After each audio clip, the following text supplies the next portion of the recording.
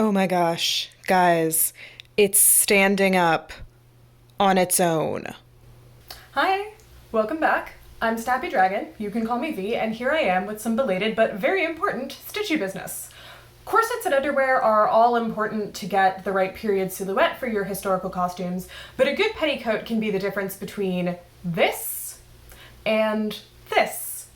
At times, the Victorian fashionable silhouette required as many as 6 petticoats, which is heavy and expensive. I've been working on an 1890s walking suit, and while the flared, sweeping A-line shape of late Victorian skirts doesn't require 6 petticoats, I'm going to need a lot of oomph from a very lightweight petticoat so the weight of the skirts doesn't upset my chronic back pain. Enter the magical material that is cotton organdy. Historically, cotton organdy was a fine, lightweight, plain weave cotton treated with starch to stiffen it. It couldn't be washed without restarching, but modern cotton organdy is often treated with a permanent finish instead. It behaves more like paper than like fabric, but since it's just sheer cotton, it weighs almost nothing.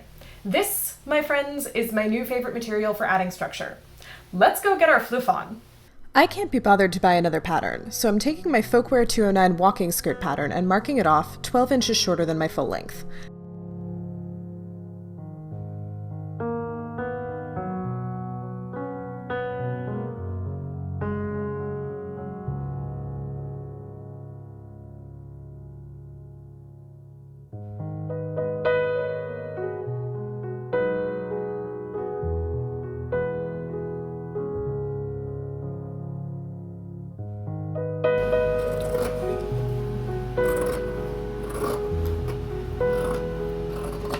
The bottom 12 inches will consist of a double-layer gathered ruffle for extra volume around the hem. I'll start by stay stitching all 5 panels across the curved waist edge at the top since they stretched a lot in my mock-up. Then I'll install a placket into the center back using 2 strips of fabric 3 inches wide by 11 inches long to make a finished placket 1 inch wide and 10 inches long. Press under one edge of each placket piece, then sew the opposite long edge to each back panel, right sides together. Leave the top and bottom free. On the left side, press the placket all the way around to the inside and top stitch or fell it in place. On the right side, press the placket so the long edge just overlaps the seam and the placket sticks out an inch, then top stitch or fell that down too. Sew up the skirt back seam, and when you reach the bottom edges of the placket, sew them together like this. Now the skirt pieces can all be sewn together. I'm using plain straight seams and then machine overcasting the edges, but French seams, flat felled seams, or whatever other method will work. To create the double ruffle at the bottom, I'll sew the short ends of 2 ruffle pieces together, so I have a long loop, then repeat with the other 2 pieces.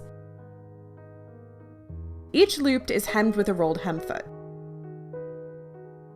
2 rows of gathering stitches are sewn along the top edge of each ruffle loop, and they're gathered down to 88 inches, the length around the skirt hem.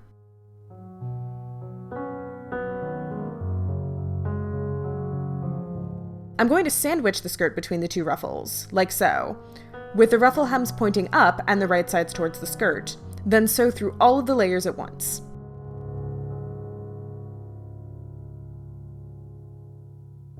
The ruffles are pressed down into the correct position, and the raw edges are finished by top stitching the 2 ruffles together.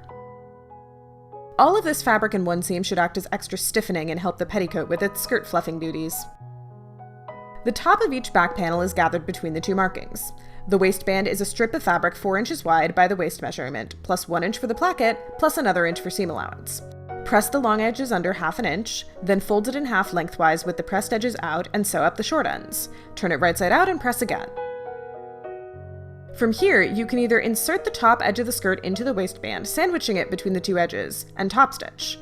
Or you can unfold one of the long edges, sew it to the skirt edge with right sides together, turn the waistband up, and fell it down on the inside for an invisible finish. There's already plenty of top stitching on this petticoat, so I'll use the first method.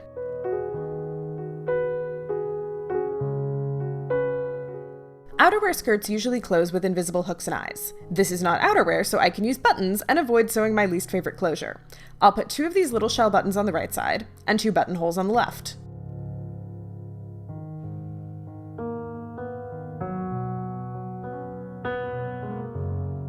For absolute maximum skirt volume, I cooked up some kitchen witchcraft and starched that sucker but good. The next day, I took down the now straight-up crispy petticoat and gave it a very thorough ironing to make it petticoat-shaped again.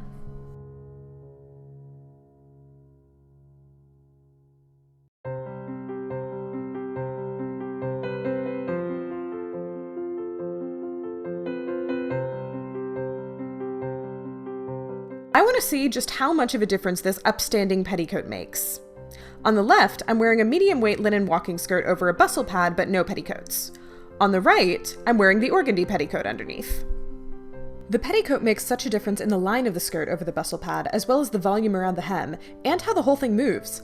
I look like an actual 1890s lady instead of a modern woman in a long A-line skirt.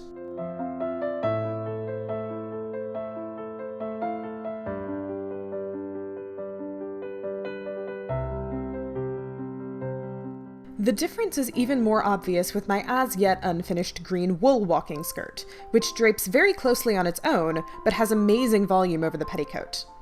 I plan to line this skirt in cotton organdy for structure. I hope you enjoyed this video. Please like, subscribe, and ring the notification bell so you don't miss my next video, where we'll finally get to see the 1890s walking suit come together. Pop down in the comments and tell me your favorite stories about petticoats, starching, and overlooked foundation garments. I'll see you next time in my new house. Happy sewing!